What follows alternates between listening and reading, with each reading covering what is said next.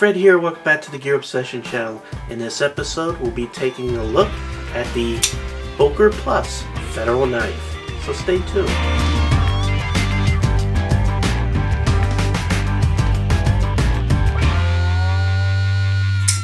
This was an impulse buy, and it was one of those buys that I just could not pass up. This is a collaboration between a Brazilian knife designer named Gustavo. I can't say the rest of his name because I so easily mess up names and words, so I will put it below, like right here, so you can see his name. And he is an incredible Brazilian knife designer. I'm also below going to, like in the description, have a link to his website so you can see some of his knives, because they are incredible, but they're also hard to get, rare, and extremely expensive, like costing up to thousands of dollars. So I'm really grateful that he collaborated with Boker to bring us a sort of a interpretation of his Federal H/C knife, which normally would cost thousands of dollars, and there are some differences which we'll go ahead and go through. Now I know some of you say, "Oh, Boker, blah." Well, Boker makes different classes of knives, like a lot of knife makers. So the Boker Magnums, or some of them, the cheaper ones are cheap. You get what you pay for. But their Boker Plus, which is the signature series stuff, they got some really nice knives, and they really outdid themselves with this knife. So let's take a close look. Let me begin by saying this is going to be a long video. I got a lot of things I want to cover. I am not an elegant speaker. So anyway, this knife came in this really nice box, and get some reading material, and it also comes with a little Torx wrench. Really nice touch there. Nice Boker Plus box. Now, this knife, manufacturer retail price is $235. You could right now find this on Amazon for $118.59. When I received mine, certain words came to mind, like futuristic, innovative, tank. It's built like a rock, like a tank. It's incredible, and it's really hard to appreciate this knife until you actually have it in your hand, if you know what I'm saying. So the differences between the thousands of dollars you would spend on the custom version of the Federal compared to this collaboration. The carbon inlays are different. The screws that are holding this together, the custom ones are replaced with, because they're like custom proprietary screws, they're replaced by Torx screws here. And the blade steel is different. Of course, the custom designer, Gustavo, has S35V, whereas this is 440C. Now don't go saying, oh my god, $100 and something. No, I'm getting it's 440C. It was considered the best U.S. steel maybe 20-30 years ago, and quite honestly it holds a very good edge and still sharpens very easily, so it really is a pretty good steel. With that said, there's some other absolutely incredible things about this knife, and the first thing, let's talk about the standout things about this knife, just so I could sort of sell you on it before we even begin. Nice frame lock right there. I'm going to go ahead and close this, and the retention is incredible. Did you see how that just sort of snapped in? I mean, solid like a rock. But check how smooth this is. See how smooth that is?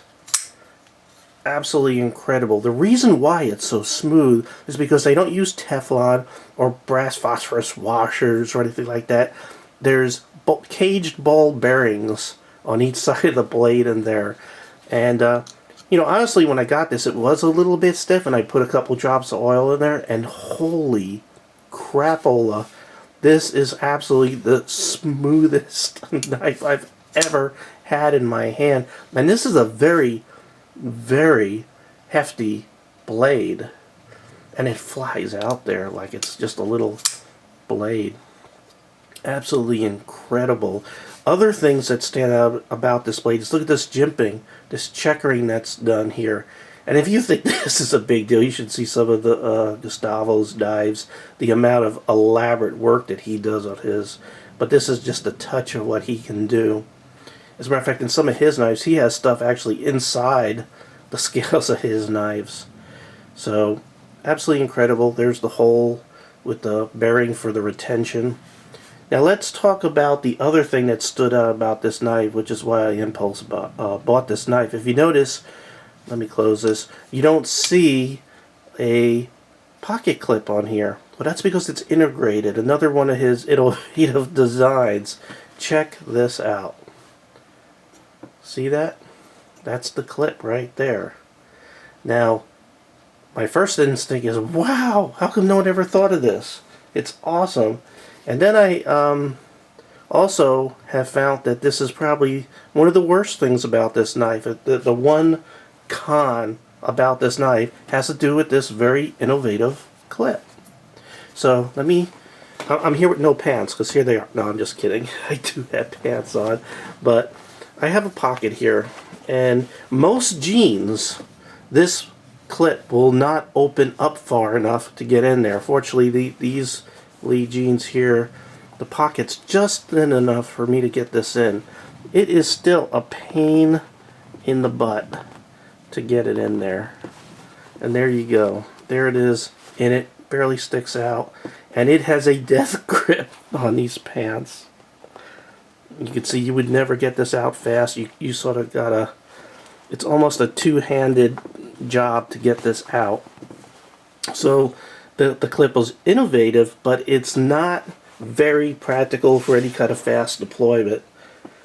So, you know, as far as using this as a tactical knife, you might want to put some, maybe some 550 cord around some of these posts here and just stick it in your pocket, because you're not going to get this deployed out of your pocket with this clip at all. It absolutely has a death grip, but it's so cool. It's an incredible, innovative design, and it's one of the reasons why I bought it, even though it's also the con. So what I want to do now is go ahead and go down the specifications really quick. Overall length is 7.9 inches. Blade length is 3¼ inches. And get this, the blade thickness is like 0.20 inches, or I had my ruler out yesterday, 3/8 of an inch thick. It's just an incredible pry bar of a blade right there. And oh, by the way, the handle material here, titanium with carbon fiber inserts, and just a lot of intricate work. I'm just going to turn this slowly so you can sort of appreciate it and take it in. It's you have some posts there for spacers, nice open design for dirt to flow through.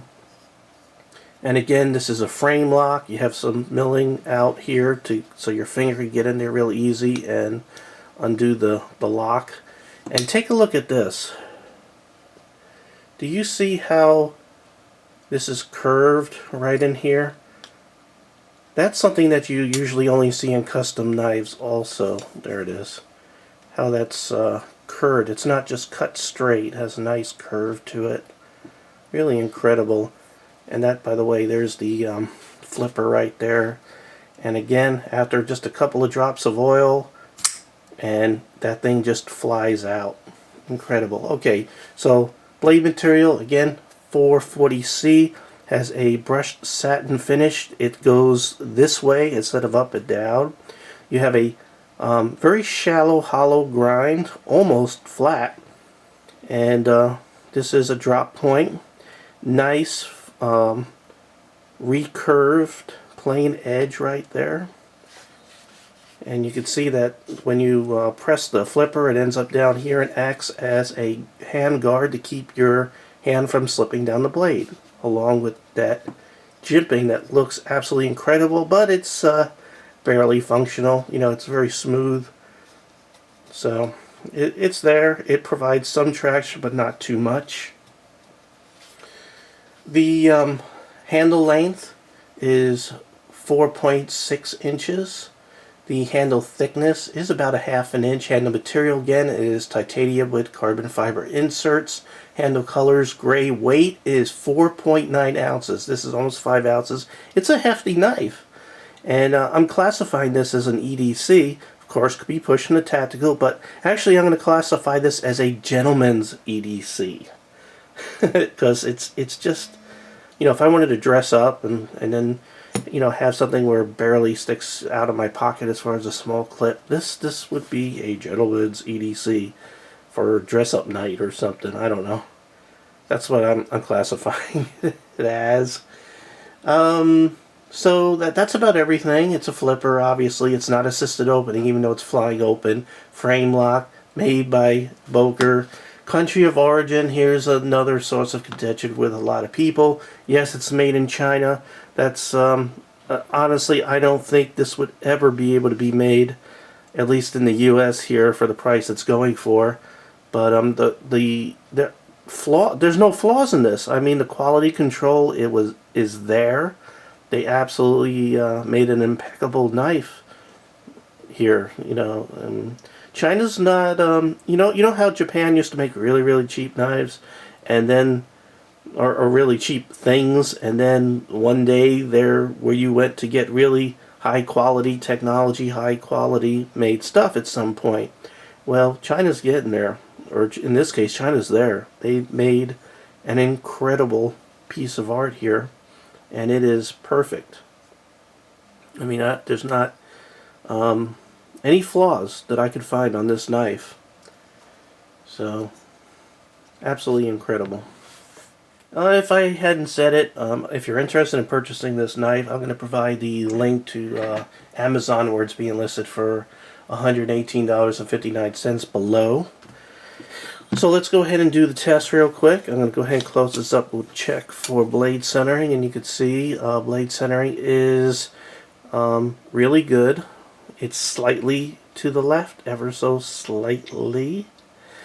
Blade retention, I'll tell you, this is another outstanding point. Even though the blade is just so loose, when that little bearing in there falls into the hole in the blade, it's incredibly tight. It's it's not coming out. So what happens is, as you're putting pressure on that flipper, it almost breaks loose and allows it to flip open, and then it's so smooth. You could almost let me get a flashlight to let you see the bearing in there, if you can see it. It's kind of hard. There we go. Finally got the light in. You can see the bearing right there. All right. Now, while we have this open, we could go ahead and look at lockup, and you can see that it's about halfway behind. So it has a lot of room to wear. No up and down play whatsoever. No side to side play. This thing is locked up as if it were a fixed blade. It just feels like a rock. Ergonomics are good. They're not, I wouldn't classify them as awesome or outstanding, but it's very good. The edges, although it is slightly rounded, are still squared. And, you know, the futuristic design, it's a lot of aesthetics going on here that may have sacrificed a little bit of ergonomics. But still very, very comfortable. And for those of you who keep on asking, these are scars from burns.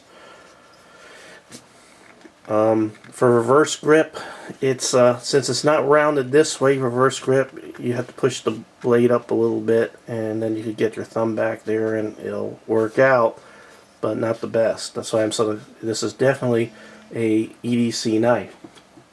Let's go ahead and check for sharpness here.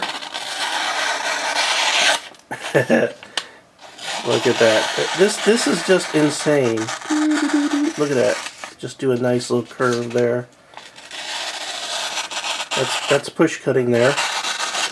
Curve it up a little bit. Alright, so extremely sharp. I've already shaved most of the hair off my hand here, but it is definitely shaving hair all over the place. Let's get there. Now, time to do the stabbing test. Hopefully we won't have a Bear Grylls repeat. Whoops. This new camera, I'm not used to having it because it can get so much closer to my hand, so I can bang up to it. It's a Canon G20. You can see it's really in there. Alright, let's take a look at that point right there. No harm.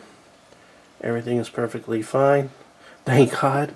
Because the other thing I'm classifying this knife as a collector's item. I'm not going to be taking this out except maybe a night that I'm going to dress up a little bit. But this is going to be like a safe queen, locker queen, hanger queen, whatever you want to call it. This is definitely a collector's item. If you're looking for a slightly expensive gift for somebody, you get them one of these and they will so appreciate you, so love you for the rest of your life. It's just an incredible knife, and again, there is no way you could appreciate it through this video as much as you can if you had one of these in your hand. This is an incredible knife. Before we wrap things up, I just want to give you an opportunity just to have a nice close look at this.